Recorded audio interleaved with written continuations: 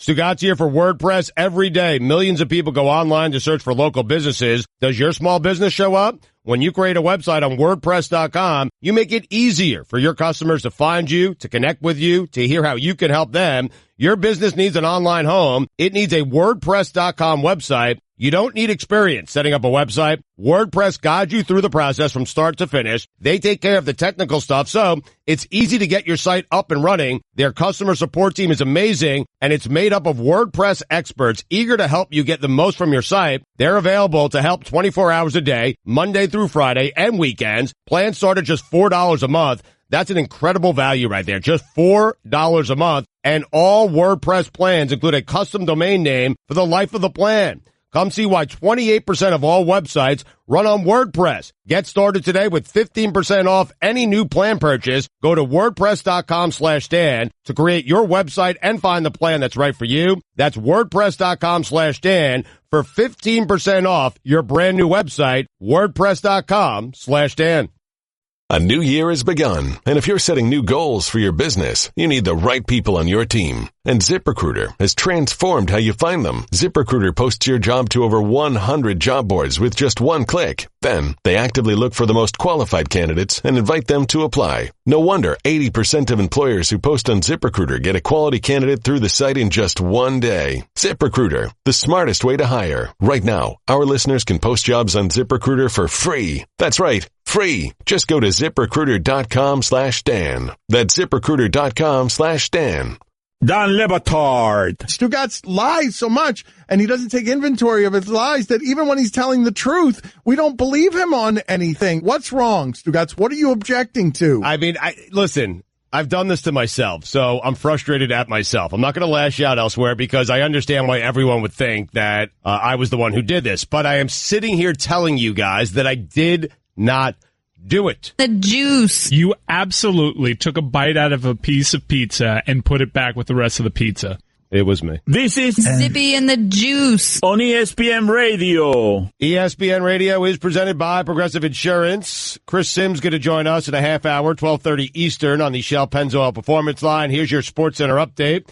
The NBA announced that Pharrell and his hip-hop rock band NERD will headline the halftime show at the 2018 NBA All-Star Game.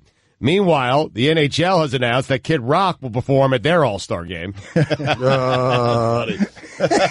Great. Come on, man. Good job. Yeah, that's good work by everybody involved. Good work. We're doing a parody here. And finally, cat sniffing is a hot new Chinese trend that has gripped the country's youth. For all the latest headlines and information, tune in to SportsCenter on ESPN Radio all throughout the day. Amin El Hassan in with us all show today. This is at once not surprising at all, and also something that's infuriating Stugatz right now. Chris Cote, what did your father just text you? Because he is beside himself with rage right now. He is he is flipped out on everybody. I will not, under any circumstances, ever do a phone bit on air with that show again, period. Seriously, period. That show. Oh, that man. show. That show that he's a part of? That show. That Greg Cote has reached, and he probably thinks that now his son has betrayed him again. Yep. By just reading his texts. We thought the Hasselbacks were getting torn apart. Put it on the poll. Put it on the poll. Is the Cote family coming apart at the seams? I responded, sensitive Greg Cote is the worst Greg Cote. It is. It is the worst Greg Cote. And here's the thing, though. Sensitive Greg Cote is such a plague on my life that if I had done to him what he did to me with the Jackson Brown, right, he would be legitimately hurt and angry. I was doing a bit to get him on the hard network out. I don't care what he did with the tickets. Right. Now I'm starting to get legitimately hurt and angry because I'm tired of people not walking into this show realizing that we're just always going for fun. We're always going for the joke. Like, man, I went out on a street corner and painted pictures as Flembrandt. I sold things on a street corner. Like, listen, I'm the butt of most of the jokes on the show, and I'm fine with it. But listen, Greg Cote, I love you, and I love all things Greg Cote, but I'm starting to sour just a little bit because you got to be in on the joke. You know when you're calling into the show, we're going to get you on the Hard Network out. That's it. And it's Don't be fine. upset about it. The bit's over because we win. We got you. We get you every time because you're a dope. Like every time. Because you can't be bothered to learn the clocks around here in 4 bleeping years. But Dan, I'm so torn because I love the man so much. I love him too. I love him so much. I love him more. But I find myself getting angry. Who at him loves lately. Cody more? Put it on the poll, Guillermo. Because Amin loves him too. Amin might love him more than both of us. Well, the poll should be you or Chris. Okay. Yeah, I love him. I love him too. I don't know if Chris loves him more than I love him. I'll tell you who doesn't love him and he doesn't love them. Seems like Mike Ryan, from what I can tell.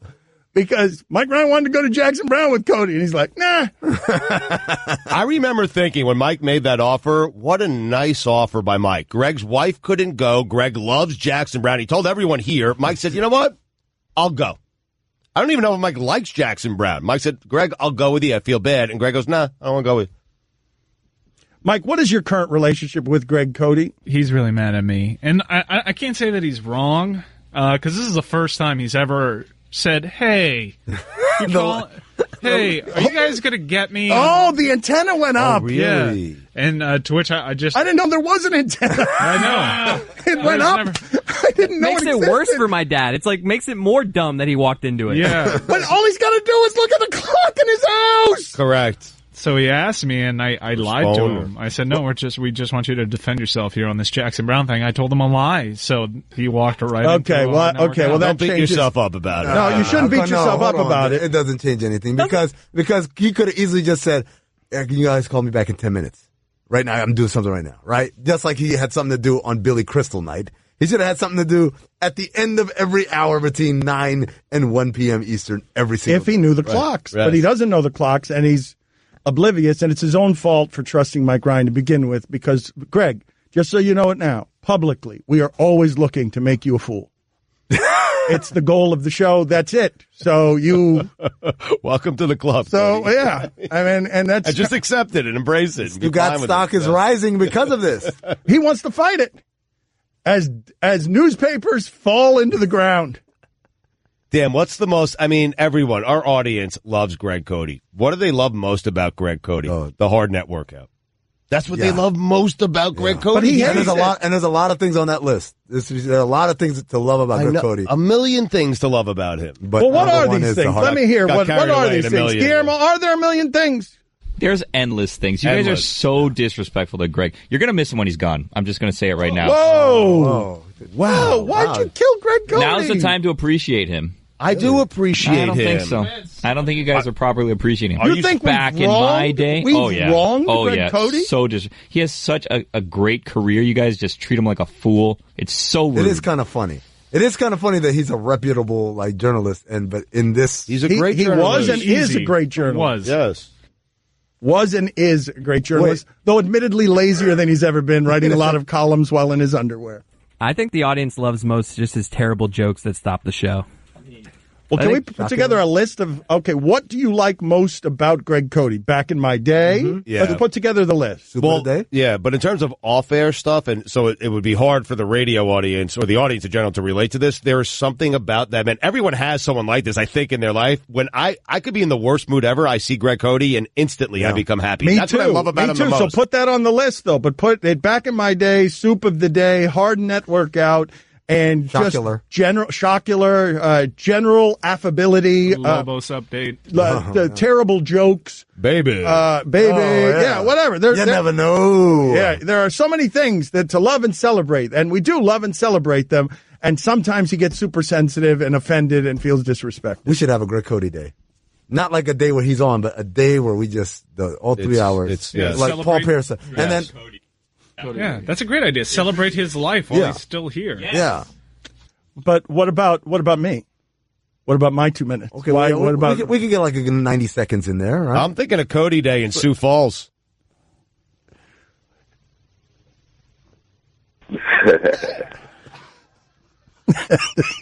Hey, Sioux Falls, you want a Greg Cote day? Wait a minute. Mike, do you think that Greg Cote, hold on a second, we might actually be able to pivot here. Greg Cote is such a narcissist, he would be thrilled going to any city where his face was all over the place and he could be in a layup line. Greg Cote would love this. Free steak dinner. Greg, meet the mayor and Key to tour the the city. town with Yes. them. Mike, you could totally pivot here. Greg Cote would be thrilled with this. I know I can. Ken Sioux Falls, though. And here's the crazy thing going on in my mind. I'm going to be outraged when Cody's having his day, and I'm sitting down here in South Florida. That's the wonder of the Stugotz, for sure. You're going to get jealous of Cote. That's exactly how that's going to happen. That's correct. It's one of the conundrums of working with you. But I've also experienced that itself, as I've told you, with Greg Cote. He'd get mad because his newspaper column, ran inside, and the legendary Edwin Pope was on the front page. And then when I said, well, you could just go to the game that Edwin went to instead of writing that column in your underwear, and your column would have been on the front page. Oh, no, I don't want to do that. This man's a treasure. Yes, he is. Guillermo, you think that he's been wronged. I want you and Mike to argue about this because I don't think Mike feels like Greg Cote's been wrong. This show has done everything right by Greg Cote. Everything. I mean, his son betrays him every chance he gets, records him secretly. It's awful. It's awful. But his star has never been brighter. He's as popular as he's ever been in his career. You know how hard that is to do at his age? That video's been good for him. It never got out. It's been good for him. You guys are going to miss him when he's gone. Again with this.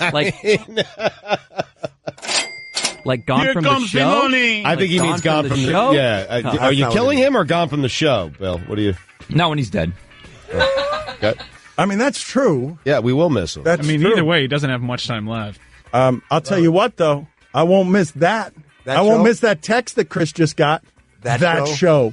Read that again. This is great. What does that even mean? That show. We should call him again at the end of this hour. Get him again. Ask him, what the hell are you doing? I will never, under any circumstance, join. I misread. I'm just going to. That's it? Your confidence leaked out? All right, that's a Wow. fine.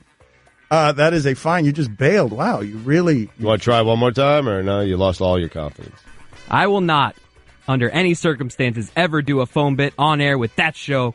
Seriously. Nailed it. That show, man. That's Poison. We should listen. End of the hour, but we need to. No, we're not Let's going to get. discuss this He's not off going to air. pick up the phone again. He won't pick up the phone again. Well, what if we disguise it as our sincerest apologies, make it a No, segment? he all won't that? no way do. he No, falls for it, there's man. no way. We can't even If he try. if he did, No. oh Guys, my we're god, talking about we Greg can't do Cote. it. If he did though, No, we can't do it again. is he listening right now? I think we can get him. No, he doesn't listen to the show. That's one of the ways we get him all the time. All right, it's finally time for you to grow up and expand your wardrobe beyond those T-shirts. Wait a minute, it is? I'm not ready yet. Zippy. Chris, what was the funniest thing from the sports weekend? I got Tyron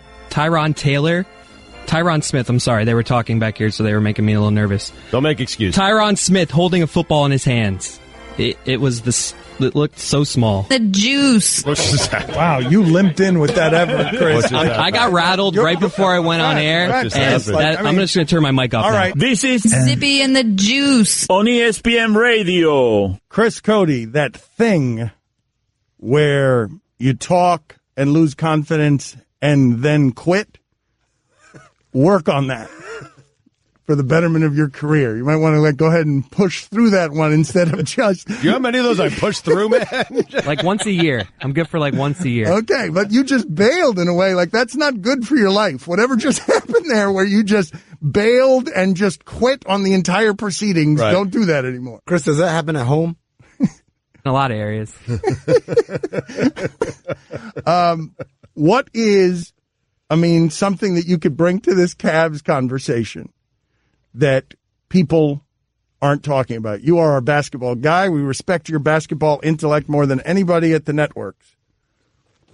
First of all, I thought we were going to talk more Miami Heat today. Stop mumbling! We did that during the local hour, man. It's All right. national. No, now. isn't the Miami Heat a national story now at this Well, point? No, I think the Cavs or no, they are not a national. yet? Oh, clearly a national story. Okay.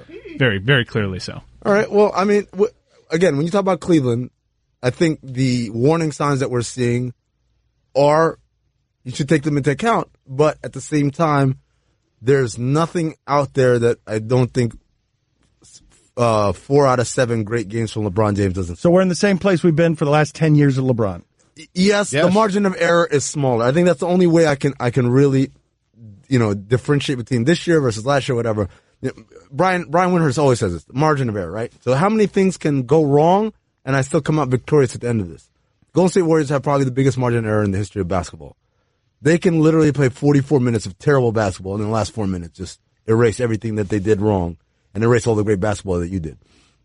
The Cavs don't have that, and their margin for error this year is smaller than it's ever been, but they're still, to me, they're still in the driver's seat. As long as LeBron is healthy, they're definitely in the driver's seat. I wonder, I'm genuinely interested in what you do because NBA championships are hard to come by. And it took Cleveland forever to win any sort of championship, right. But an NBA championship. They do have a chance this year. And they do have a chance of what? They have a chance to get back to the NBA Finals. Yes. And if you do that, you have a chance of winning an NBA title if you have the right roster. I'm wondering what you do. They have that Nets pick that they got from Kyrie Irving. So, do you go for the championship this year, or is that your bargaining chip with LeBron James? To me, it's not. It has nothing to do with LeBron while he's here. It's an insurance policy because. But if LeBron gave you assurance that he's going to stay in Cleveland, would you use it on a player this year? Verbal assurance. You're telling me if he just said no, I'm good for it. He hasn't done that. No, I'm just he's an if. I'm wondering if he said, hey, you don't use that pick, you don't trade that pick unless you have some assurance he's going to be there, right? Because that's not an assurance for me, and I don't mean that to like you can't trust LeBron or whatever. I'm just saying for anybody until pen is on paper. You can't say, oh, it'll be fine. That's how Carlos Boozer opted out of his deal in Cleveland, and then it'll be fine. And next thing you know, he's in Utah. No, betraying a blind man. Yes, which is next level, by the way. But no. In terms of, you have to tell me what you're going to go out and get. If you're telling me so for instance, let's just say. Should I explain that incidentally? What? I just blurted betraying a blind man. You know the story. You know the story, but I'm guessing most of the audience doesn't on Carlos Boozer. Quick recap. Carlos Boozer was drafted by the Cavs, a stick-around pick. He had like a minimum deal, and then they had a team option on the deal. And the owner of the Cavs at the time was a man named Gordon Gund, who was a philanthropist and a very nice man who was also blind. And so Boozer's agent said, hey, opt us out, decline the team option, and we'll sign a long-term deal with you guys, and Carlos gets some more money, and you guys get to keep Carlos for longer. And the team said, sure. And then the moment they declined the team option, he goes and gets like a deal they couldn't even match, even if they wanted to, from Utah. And so a blind man was swindled. It's an amazing story. It is an amazing story. It really is. But to go back to what we were talking about, Stugotz, if you're telling me Anthony Davis, all right, I'm like, okay, that makes sense. Not only from a basketball standpoint, a guy who can guard multiple positions and all that stuff, and a true star player, but also under contract. That's the big part. Because people are saying DeAndre Jordan, DeMarcus Cousins, even Paul George, all that stuff is nice, but if they all leave on July 1, then what are you left? You're left with nothing. And you can't. And by the way, DeAndre Jordan, DeMarcus Cousins, I don't think that helps them that much. You're left with Kevin Love. You're not left with nothing. Right, but like I said, you're left with nothing. But if LeBron leaves, so you're left with Kevin Love and the Nets pick next year, which is, I guess, from the Cavs standpoint, they're saying, hey, you're going to leave, we're going to build with that. Exactly. This is the insurance. And if he doesn't take off, you can still trade the pick on draft. Well, but hold on a second. The way this played out at the end in Miami, right? The Miami Heat were blindsided when LeBron left and then sort of examined the remains and saw all the signs in retrospect. Right. The breadcrumbs. They were blindsided, and then they realized, the misbehavior on the team flight and all that stuff. All that was portending LeBron wasn't happy. But that Heat team in the finals was 1-1 with San Antonio, was a slither away from coming back home 2-0 against San Antonio. And then what happened next is it all fell apart in 3 games with the best basketball any of us have ever seen from San Antonio. Right. And it fell apart like that, and LeBron was gone. What is happening right now feels like all of that. It feels like you can see all of the pieces in Cleveland. And I'm wondering, would you guys because there have been suspicious ends to LeBron's tenures when his unhappiness gets revealed to all. The triple-double where he was accused of quitting against the Celtics. The stuff that happened at the end with the Heat. Like, would it be the most stunning thing in the world to you guys if LeBron James simply knew that this team doesn't have it and he doesn't have the energy for it and he wants out of there anyway? Can LeBron James just sort of like mail it in or be kind of hurt or just you can't foresee a situation? Why wouldn't he request a trade? Why not just say trade me? Go ahead, get whatever you can get from me. He's already said he doesn't want to do that. This is how you know, right? Because all the conversation has just been about the East. We're not even talking about can they beat the Warriors.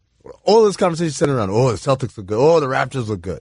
And I think that's the difference. This is the first year I think the conversation surrounding the Cavs has not been about what do they need to do to beat the Warriors. And it's all about what do they need to do to win the East. That's a jarring drop. If you think about for LeBron, right, from having what you call, but does he know it? Chance. But does he know when he's sitting here? He's a smart dude, man. When this is, I think he knows his team's not good enough to beat the Warriors. But Stugatz, does he know that his team is in real and legitimate trouble here? And part of it stems from the entire poisonous atmosphere that's always there when LeBron won't make the long-term commitment. It's happened now twice when LeBron won't make the long-term commitment of marriage to the organization.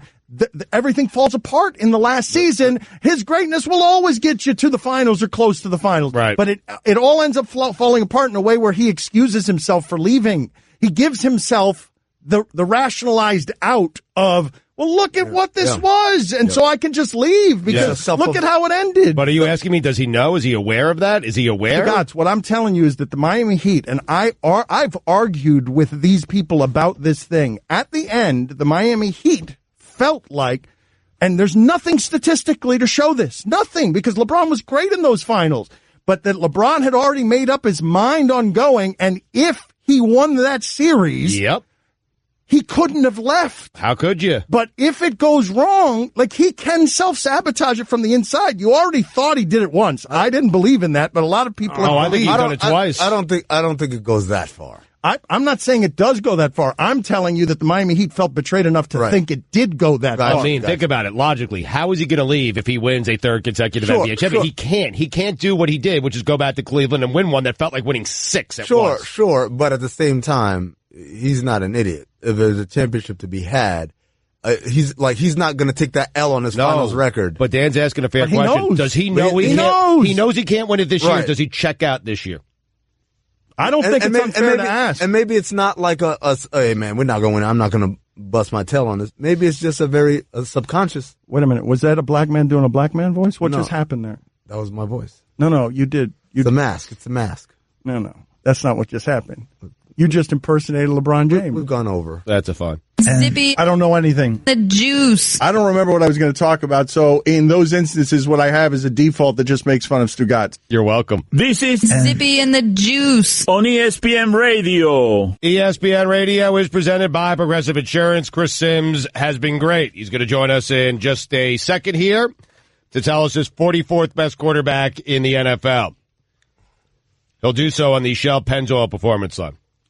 Chris Sims will be here for the next 44 days on the Shell Pennzoil Performance Line at 12:30 Eastern. I think he regrets it. Here's your SportsCenter update. The NBA announced that Pharrell and his hip-hop rock band NERD will headline the halftime show at the 2018 NBA All-Star Game. Meanwhile, the NHL has announced that Kid Rock will perform at their All-Star Game. And finally, a revival of the Colt 90s sitcom Sister Sister is in the works, according to actress Jackie Harry, who played Lisa Landry. Jack Hay. What happened? Jack Hay. What happened Jack was just Hay? amazing is what happened. Jackie? Yes, the difference between Jackie... The difference between Jackie and Jack A is the difference between party and partay. In Stugatz's defense, though, it's in the SportsCenter without the accent over the. It is, yes. Well, that would have fixed it. It's one of the many reasons we like to have Amin around here. Had we had the accent, I would have said Jackie. To help us out. For all the latest headlines and information, tune in to the SportsCenter on ESPN Radio all throughout the day. So, Chris Sims, you're going to need to help me out here. For those of you who do not know, Chris Sims, a long time ago, said he's a very good analyst for Bleacher Report, said that Blake Bortles, he's the 70th best quarterback in the league. A lot of quarterbacks in the league could play with that team and win as much because the offense is very remedial. And since then, we've been ranking with him, these quarterbacks. And the last three are Chase Daniel at 47, E.J. Manuel at 46. My father likes to make him Latin. 45 is Blaine Gabbert. Blaine Gabbert. Not terrible. That's a good one, though. I like the idea of Blaine Gabbert was Blake Bortles before Blake Bortles. Isn't that exactly what Blaine Gabbert was? Pretty much, yes. So Chris Sims is with us now. 44 is where we are at today. Chris, give it to us. Let's go. This is very exciting. Thank you for being on with us. The 44th best quarterback in the NFL is? Drew Stanton, Arizona Cardinals. Now, Chris, yes. Stugatz I'm glad you're back and healthy, by the way. I'm glad you're feeling better, Dan. I'm not that healthy. But Stugatz is going to be on Countdown on Sunday, I think. Yes, on Sunday. Yep. And because of you. And what is going to be your take, Stugatz? Like, do you know which way you're going to go on this? Are you going to betray? If you're going to betray Chris Sims on the air, please tell him now. Well, Stugatz, be careful, because I think I'm going to be on Countdown too with the same conversation. Which leads us to what we were saying earlier in the show. Yes or no? You have never been more relevant in your entire life, even while playing quarterback at Texas. You have never been more relevant than you are right now because of this take on Blake Bortles. Ridiculous. Huh. Chris, that's come on. Interesting. I've never really thought about it. I don't really know how relevant I really am right now. I mean, I know this is getting. I don't. You know. I've told you guys. I don't go on Twitter. I don't go on Instagram. I know. I don't care about making any more friends. I don't really give a damn what everybody else thinks about me. I'm just trying to give everybody my honest football evaluation. I guess yes. It's certainly. I've had a lot more people calling me as of late. But man, when I was a starting quarterback of a playoff, Tampa Bay Buccaneers team in 2005, I'd like to think I was a hair more relevant then. I agree with that. Were you on Countdown then? Yeah, of course. They were soliciting him for interviews on Countdown back then. Is that when Gruden stole your spleen? Well, no, that was before my spleen incident in 2005. That was 2006. I became very relevant then as well. So there's another one where I'd say I was a little more relevant then than I am now. But Chris, the reason I'm going on is because you're a topic. The topic isn't really about Blake Bortles. It's about how disrespectful we're all being. Ride that wave, Chris. No, but Chris, ride that wave. Ride the wave. You don't need to tell him to ride the wave. The man is right. Blake Bortles can be holding up the trophy, and Chris Sims is still going to be right about what his analysis has been on Blake Bortles and that remedial offense that they have to make remedial for him because he's terrible. The best point. Thank you, Dan. Yeah, Thank you. I mean, the best point you made was because I came at you hard on Tuesday because Bortles had a great game. Everyone came at Chris Sims. He said, "Listen, they were up 28-7, and Bortles only had that team is really good." Chris, I was saying earlier in the show that team has exactly what you need to beat the Patriots. It's the only thing that beats Tom Brady, and the only thing that can screw it up is if you're right that Blake Bortles is the 70th best quarterback, because he's literally the only thing that could screw this up for them. Yeah, I mean, yes, if he can play the way he did last week, which, is just take care of the football, and what did he do? He made one or two throws, right? A big curl route to Marquise Lee in the first drive, the deep post in the third quarter to Keelan Cole. Other than that, it was check down Charlie to TJ Yeldon, screens to TJ Yeldon. But if he can do that, take care of the football, yes, Dan, you are exactly right. This defense is full of super freaks, and they are the type of team that we have seen that has given New England a problem, right? A front four, just like those giant teams that beat the Patriots in the Super Bowl. They don't need to blitz. They'll be able to keep 7 back in coverage. They got some shutdown corners that they'll be able to play man-to-man and match up with Gronk and Amendola at times. So from all those angles, yes, they are built. And to me, that's what I don't like that's being lost in the conversation from my standpoint is, my point in saying that with Blake Bortles is the fact that Jacksonville is the best team in football. They have the best players, and yes, they are hamstrung by the quarterback position. But I've gone on, and I told Stu got this on Monday. I mean, Malik Jackson came on my podcast in July. I told him, I said, man, it's stupid you guys are scrimmaging against the New England Patriots because there's a good chance you're going to have to go up there in the playoffs and play with them, and you're going to let Bill Belichick look at you guys and study you guys for 2 or 3 days. And that's really where the whole conversation started. But yes, Dan, you're right. They are a dangerous team for the New England Patriots.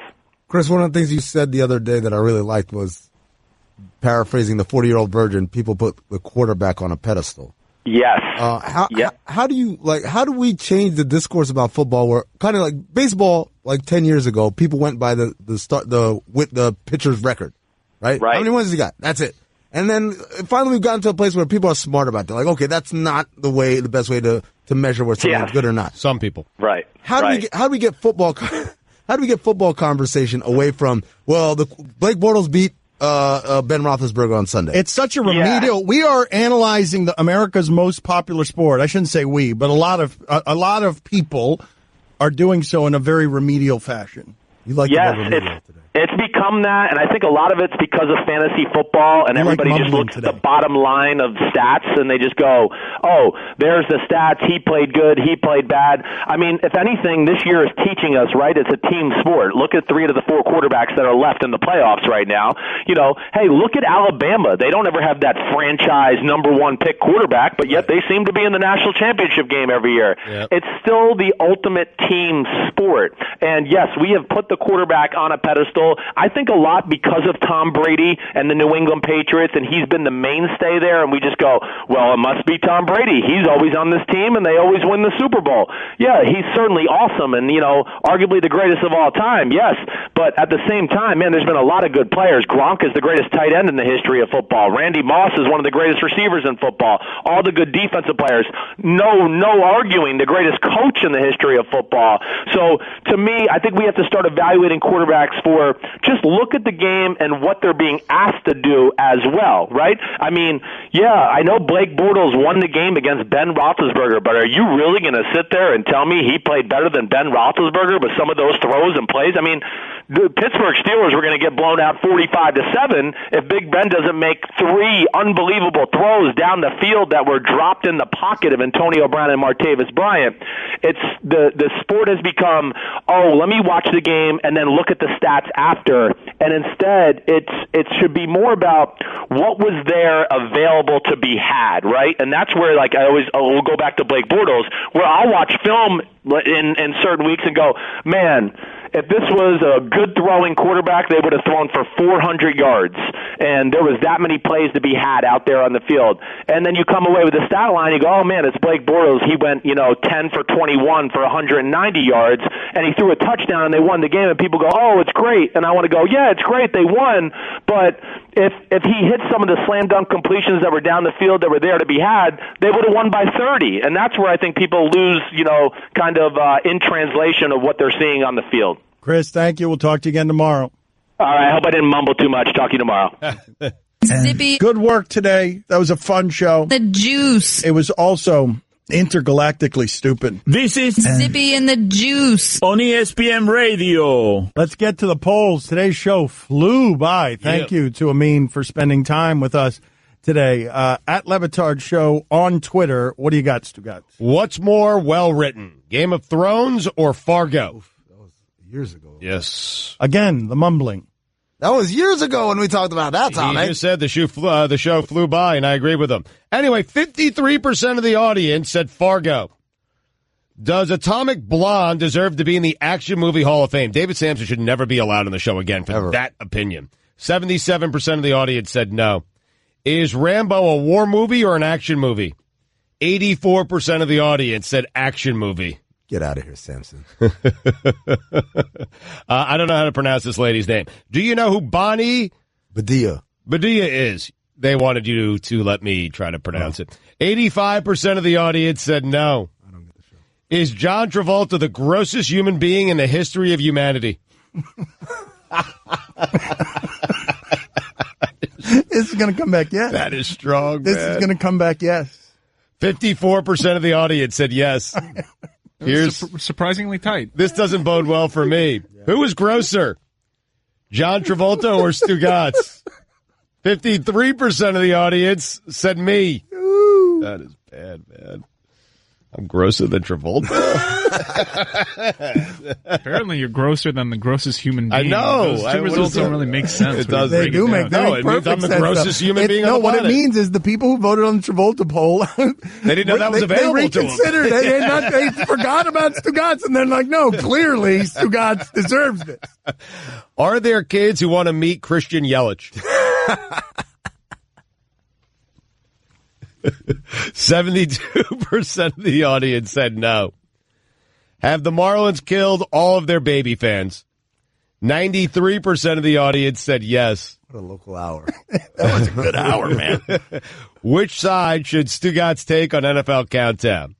Pro Bortles or anti-Bortles? 61% of the audience said pro Bortles. You have it. All right, but I mean, I'm going to do this briefly because we got a lot of polls to get to. But Stugatz during the break was actually, so what Countdown should do is they let me make the argument against Sims and they put on the screen, Stugatz doesn't believe anything he's saying. And I'm like, really? You think Countdown is going to become the Stugatz show on Sunday? And he's like, yeah, I think it's a good idea. Let the man dream. But that way I'm covering all bases. I'm pro him, but they're really telling you that I'm not you pro are him. maximum serving Stugatz. I know. I'm familiar with your work. Should you be allowed to circumvent airline baggage costs by wearing everything in your suitcase?